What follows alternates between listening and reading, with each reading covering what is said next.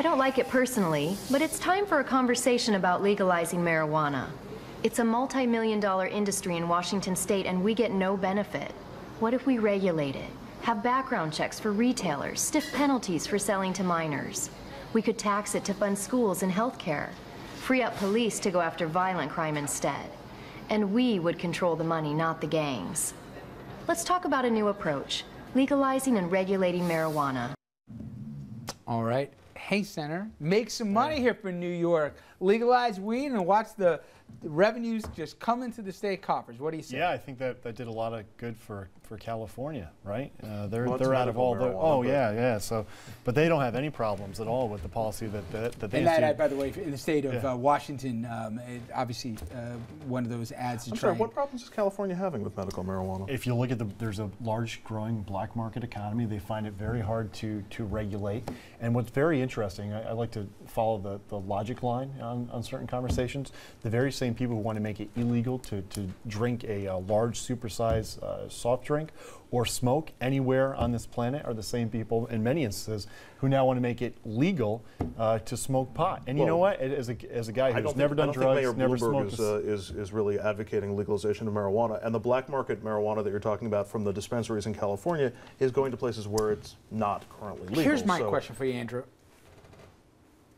If I'm drunk and I get behind the wheel and I get pulled over, they can tell right away if I blow something more than a .08 into it. If I show up at work here or whatever, and where is the threshold that I can? Tell me one second. How do I know if somebody's stoned or not? I listened to your interview, and the guy said, well, you know, it basically stays in the bloodstream forever, so you can't really you know, bang somebody if they did it because it could have been residue that was there for a week or two earlier.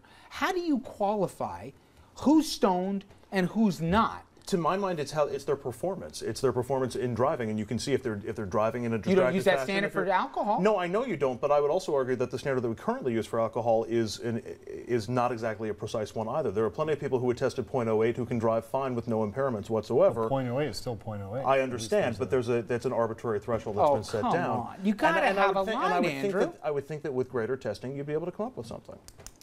Or how about I Dominic, see with my eyes that you're smirk. not driving well. Well, it's a smirk because this is something that's very, very serious to me.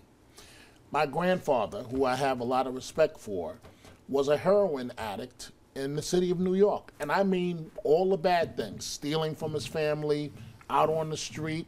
That's my grandfather, and I never had a father. So that's really my father figure. So this is not just some joke to me about, oh, let's go get high and smoke marijuana. This is real. I just want to say this one thing. I've been to hospitals a many night when kids thinking they're smoking regular marijuana and it blew their brains. Yeah. Never to be the same again. So if you say it's time to have a discussion about legalized marijuana, I say yes. If you say it's time to fix the inequities in the legal system as it impacts mostly young kids of color, then I say, from a law enforcement point of view, then I say yes. But if you say, let's just make this okay, I remember when my grandmother, who had to deal with my grandfather as a heroin junkie, she would say to me, she didn't have much of a formal education, Richard, but she would say to me, boy, don't ever start, and I always remember this, don't ever start smoking marijuana, referring to it as a gateway drug. She would say, once you start smoking marijuana, next is cocaine, next is heroin, and so on and so on. We're going to, and Andrew, I'm going to let you jump in on that.